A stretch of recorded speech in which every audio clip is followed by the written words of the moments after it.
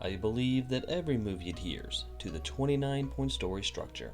No matter if the writer outlines first or dives in blind, the end product follows the same 29 beats. Star Wars Return of the Jedi is my Exhibit AA. Anakin Skywalker's journey with the Force has concluded, and with a sense of poetry that can only be felt in chronological order. Okay, the highlights, since extended universe storylines add a lot more complexity to the man. Such a cursed and tragic figure, I understand now why people identify with Vader. Return of the Jedi acted as two different stories, the first one a sort of taster for the second. Cleverly, the overarching narrative still holds the 29-point story structure to its core. What we're left with is one of the most tightly executed films in the franchise so far. Let's begin. A tight focus on the core elements of the protagonist's personality, inner conflict, and situation. We touch base with Darth Vader as a continuation of the prologue scroll. Then we refocus our attention on R2-D2 and C-3PO as they deliver some exposition on their way to infiltrate Jabba the Hutt's palace and rescue Han freaking Solo. Where, why, and how the protagonist exist in their world, with a focus on why they don't quite fit in. R2-D2 delivers a message from Luke Skywalker, and dutifully accepts his role in the mission as we're treated to a tour of Jabba's palace, with its ambiance of lazy hedonism, simmering terror, and musical numbers. A singular event that's never happened before, and is destined to lead the protagonist away from their status quo. Leia blasts into the palace in bounty hunter cosplay, and takes center stage with Chewbacca in chains. An examination of what's different in light of the something new, what's the same in spite of it in relation to the status quo. Leia makes damn sure that Chewie is taken into custody, and the whereabouts of Lando freaking Calrissian are revealed. This whole opening is a con job. The discovery that things are less than ideal, or an exploration of how badly things are. Leia frees Han from his carbonite prison, but he's suffering symptoms from the freezing.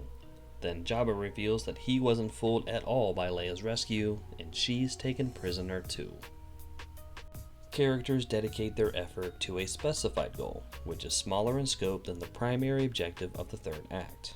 With the game pieces, with his friends in place, Luke Skywalker enters the arena. He negotiates in good faith for the release of Han and company, but must defeat a Rancor for his efforts, without taking a scratch. A brief checklist of the story elements needed for the second act. The humanization of villain followers, the plans and demands of an authority they reject, everyone in the posse with a part to play, and Luke's repeated attempts to make things right without violence. The singular event that launches the protagonist into the wild jungle of the second act, also called an oh shit moment. Luke springs the trap, revealing how Jabba played into his hands the whole damn time. Oh shit. Characters must learn all new rules and expectations distinct to this adventure. The posse scrambles to flip the tables on the hedonistic partygoers and manages to add chaos to the chaos. Characters showcase their ability to grow in the areas this adventure requires, typically through external means. The posse gather their wits and gain some footing, then save each other and assemble on a floating skiff. They leave Jabba and his cronies to their fiery graves. Characters face legitimate and understandable reasons to deviate from their stated convictions, agendas, or desires. Luke splits off from his friends to continue his Jedi training, as he promised, while the Emperor predicts that Luke will seek out Vader again as he grows stronger. But Yoda has weakened with age and presumably swampy illnesses, and cannot train any longer. An escalation of problems that vex the characters. Yoda gives Luke his final test to truly call himself a Jedi Knight, to battle the Sith and defeat his father. And even Obi-Wan Kenobi drops in to pile on the emotional weight of Luke's impending conflict. Characters evolve internally by utilizing everything they've gathered and learned. The rebellion plans an assault on the second Death Star, acting on spy intelligence. Journey-weary characters reconcile the reality of their ongoing situation with who they were in the first act. Han struggles with the anxiety of losing his beloved, while Vader is ordered to hold off on finding his son to benefit the Emperor's will. And once again, the posse looks to infiltrate an authority they reject in hopes of saving everyone. A singular event that strikes at the protagonist's core conflict. Luke and Vader can sense each other from afar, making it impossible to evade the truth of their connection, their joined destinies. Characters find a safe harbor that also provides needed answers for both external and internal conflicts. The crew sneak around Endor to evade the Empire's presence, and fail miserably. Leia befriends an Ewok who allies with her to take out the invading Imperial troops.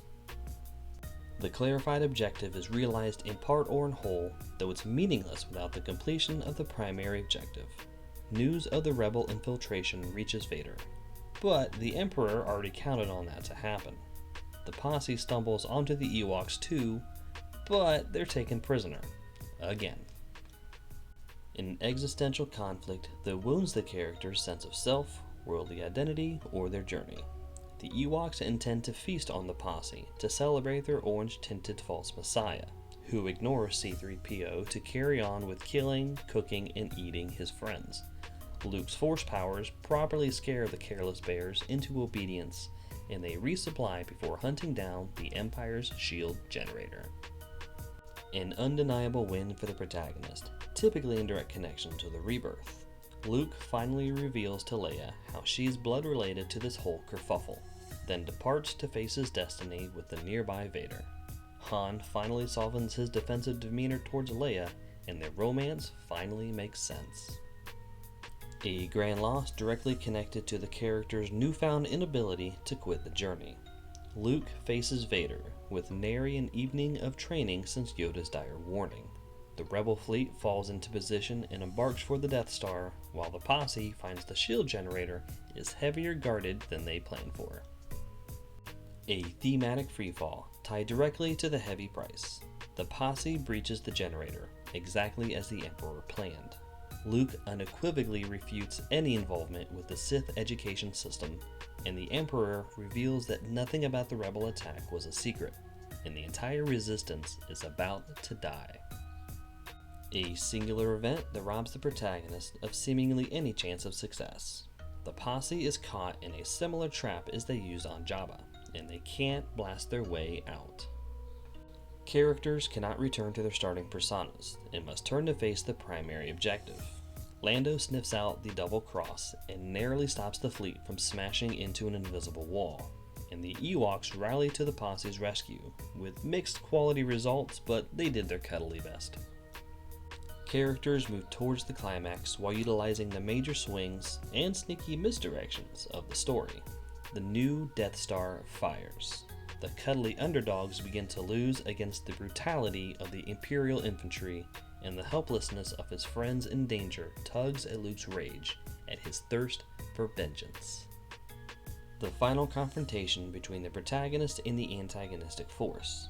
Chewie commandeers an AT-ST and dominates the troops, while Vader pushes Luke to lose control with everything he can think of. The posse gain entry to the shield generator, then Vader threatens Leia, and Luke becomes unhinged. The singular event where the protagonist finally confronts their place in the status quo. Luke throws down his lightsaber, refuses the Emperor's bidding to the last. The direct aftermath of the climax. The shield generator falls. The Emperor tortures Luke before killing him, all the while listening to him cry out for his father. Then Vader turns on his master to save his son. The consequences of the climax in relation to other characters in the status quo. Anakin beholds Luke in his final moments, and he dies as a father and not a Sith apprentice. Lando delivers the critical shot, and the explosion of the second Death Star chops off the head of the Empire's dictatorship. A tight focus on the protagonist contrasted from the opening. Leia puts her brother-kissing days behind her and embraces Han. Luke gives his father a proper burial service, and the posse parties the night away in the Endor forest. And there you have it. My 27th example to support my argument that all movies follow the exact same story structure, regardless of how the writer approaches their craft. Return of the Jedi delivered an emotionally satisfying conclusion with clever plotting, and it utilized the 29-point story structure to its maximum effectiveness. But does this family drama space opera follow the same plot beats as a post-Civil War action-adventure spectacle that pits Tom Hanks against more seemingly unbeatable odds? Yes, it arguably does. Next on my docket, news of the world.